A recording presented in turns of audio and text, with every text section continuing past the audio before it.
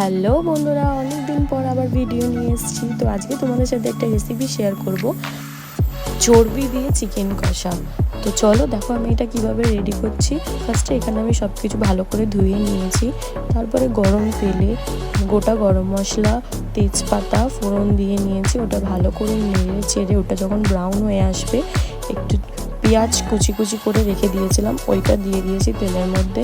ওইটাকে ভালো করে ব্রাউন করে নেওয়ার পর তারপরে আদা রসুনের পেস্টটা ওর মধ্যে দিয়ে দিয়েছি, আর টমেটো আর একটুখানি নুন, কারণ নুন দিলে নাকি টমেটোটা তাড়াতাড়ি সিদ্ধ হয়, তাই অল্প নুন দিয়ে দিয়েছি। তারপরে এখানে গুঁড়ো মশলাগুলো একটা বাটির মধ্যে নিয়ে হলুদ, জিরে গুঁড়ো, লঙ্কার গুঁড়ো, ধনে গুঁড়োটা ছিল না যার জন্য নিইনি, তো তার মধ্যে একটু জল দিয়ে ভালো করে মশলাটা গুলে নিয়ে ওই ভাজা পেঁয়াজটার মধ্যে দিয়ে দেবো।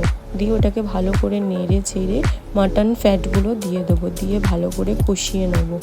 ভালো করে কষানো হয়ে গেলে যখন তেল ছেড়ে যাবে তখন ধুয়ে রাখা মাংসগুলো দিয়ে দেবো।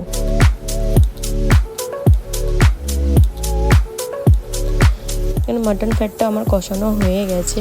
তো তারপরে এবার আমি চিকেনগুলো দিয়ে দিলাম। চিকেনগুলো দিয়েও এবার আমি ভালো মতন এটাকে কষিয়ে নেবো যতক্ষণ না চিকেন থেকে তেল বেরিয়ে আসছে ততক্ষণ।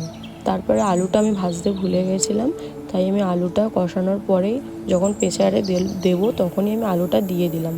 দিয়ে আলুটা দিয়ে একটু ভালো করে কষিয়ে নেবো। আর আমি কিন্তু এটা প্রেসারে দেবো, কারণ প্রেসারে মাংসটা টাইমও কম লাগে, গ্যাসটাও কম পড়বে, আর তাড়াতাড়ি মাংসটা রেডিও হয়ে যাবে। তো দেখো কেমন হয়েছে, ভালো লাগলে তোমরা কমেন্ট বক্সে